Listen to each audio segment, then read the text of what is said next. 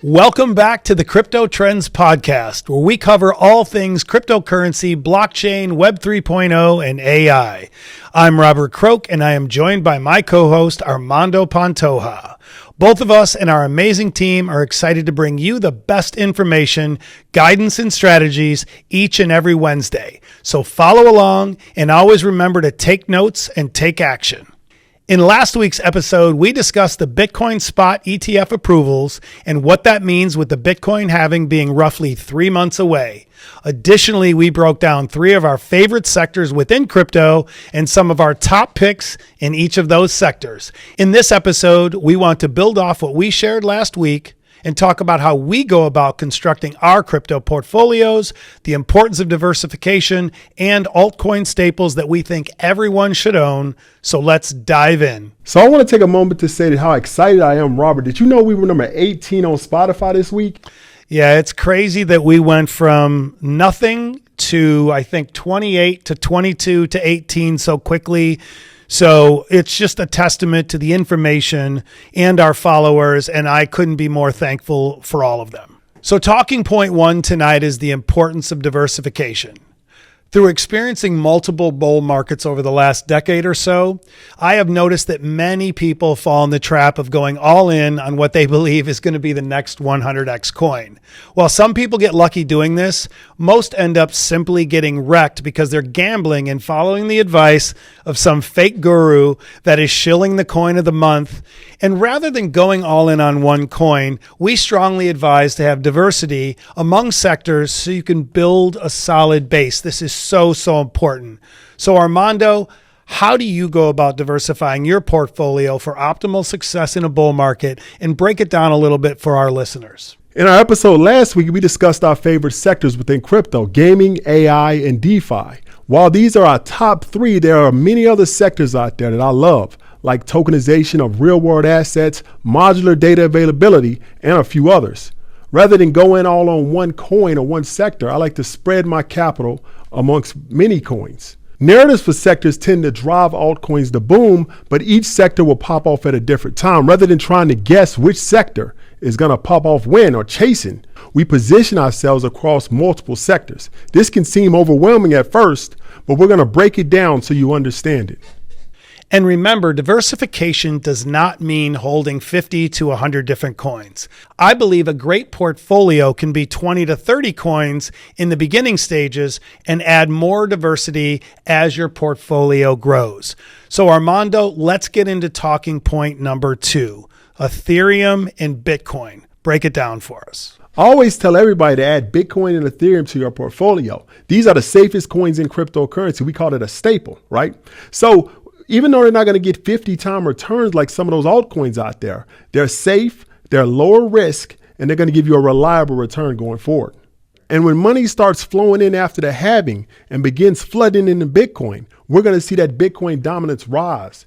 When Bitcoin breaks all-time highs, a lot of people come into the market, and there's a hype cycle, and eventually there's a big correction. The cause of that correction is the banks, the rich and the elite, taking profit and putting that profit into the altcoins.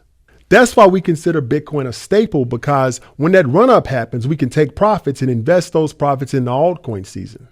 I completely agree with you on that, Armando. For those who may be listening that haven't invested yet, but have capital ready to deploy, can you explain dollar cost averaging and why it's so important when investing in crypto and other equities? By DCAing into a market, it averages out your price per coin and prevents people from trying to make the horrible mistake of trying to time the market.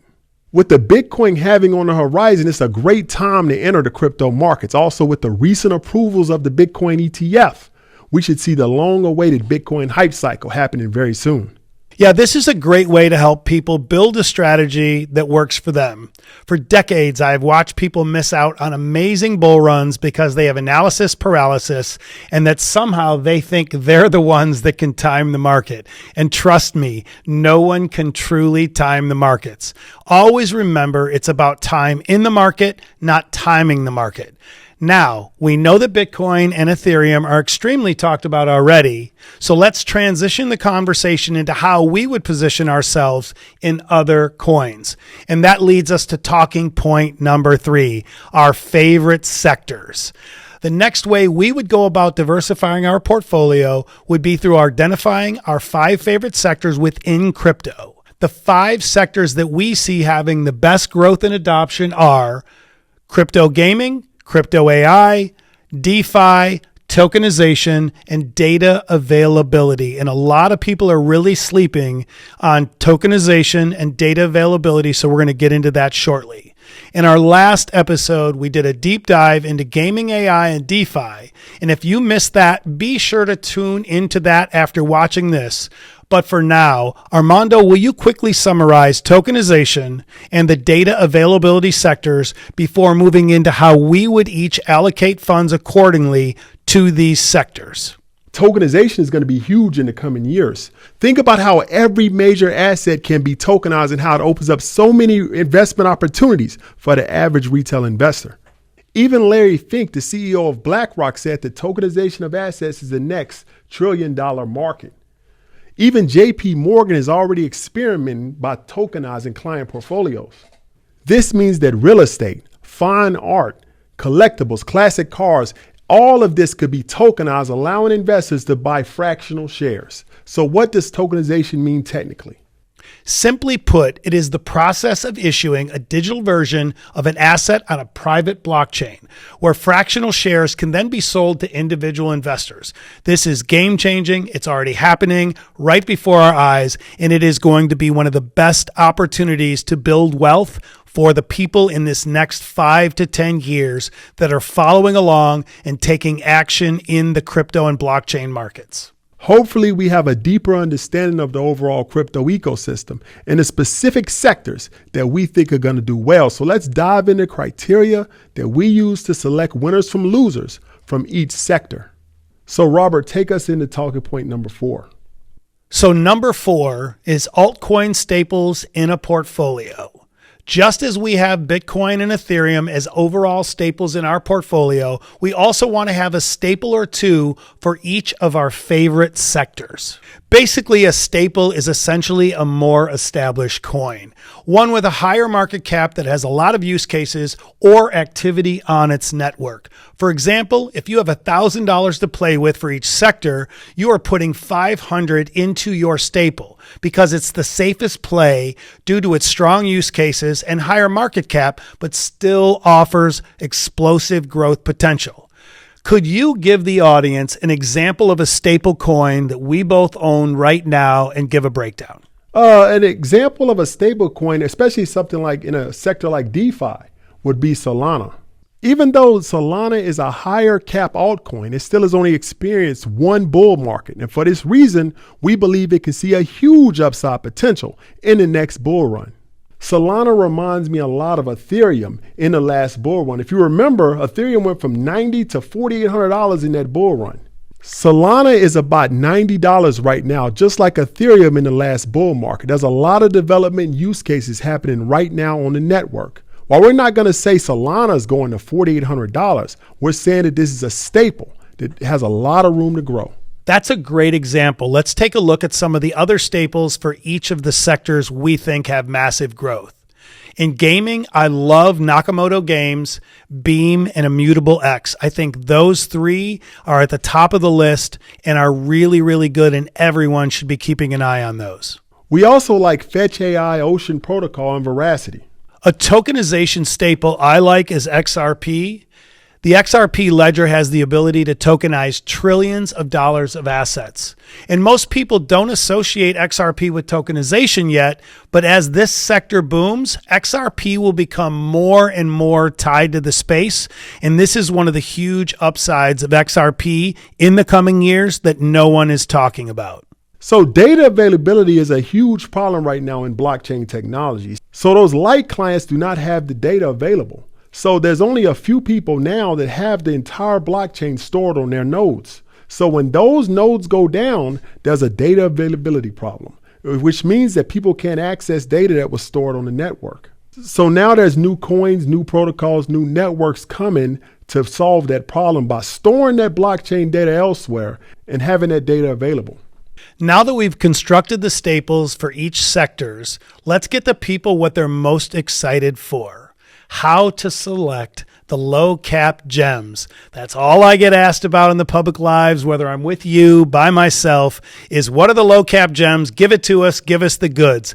Armando, explain how we go about selecting lower cap gems once we have all of our staples in our portfolio and we're really seeking out the next big project with huge gains.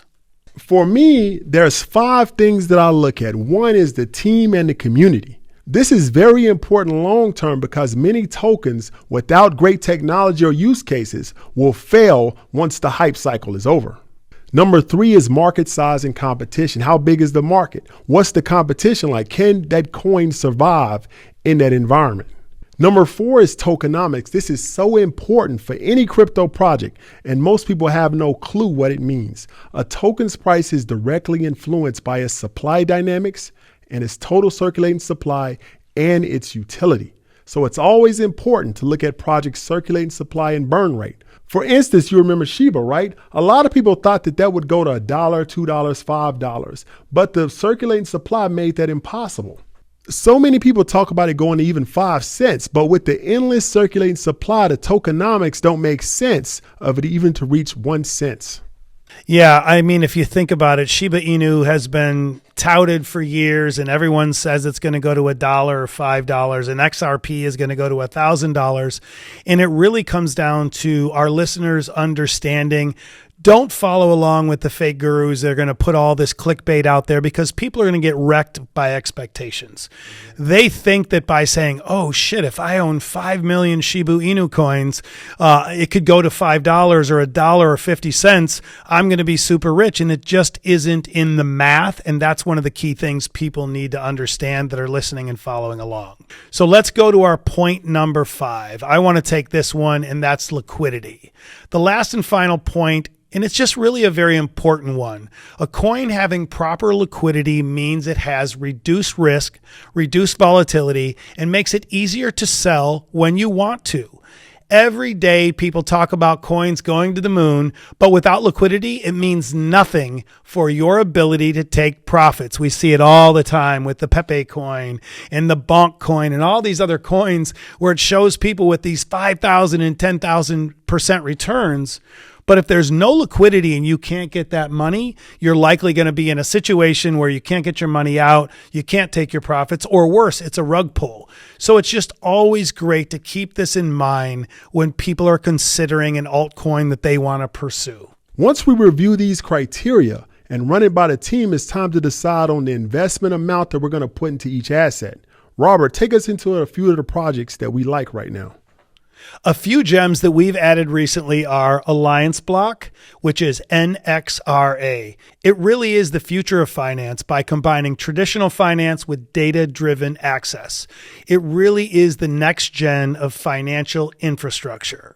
The second one that's at the top of our list that we've really liked in the recent weeks is Brillion, DUA. They are changing the way global communities connect, and their wallet is the first of its kind, allowing storage and transfer of tokenized assets. And we both know how huge that sector is becoming in the next bull run. Now, I like ICP. Over the last 2 weeks, I've been putting a lot of effort and time into researching this project, and I think it's going to be it's going to do extraordinarily well in the next bull run. Now, I've talked about how I believe that AI, smart contracts, DAOs are going to be a big driver of narrative in the next bull run. And I think ICP, which allows you to build dApps directly in their ecosystem, is going to be positioned well to do very good in the next bull run.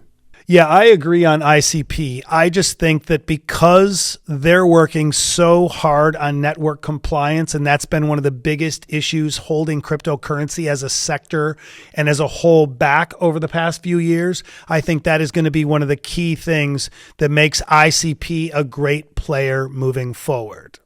So, I want to thank each and every one of you for listening and following along. You can find us on Instagram at Crypto Trends Podcast and on Spotify, Apple, and YouTube. We are so excited for 2024 and beyond and sharing all of our crypto insights with all of you. If you love the podcast, please share it with a friend and give it a 5-star review, and we will see you next week.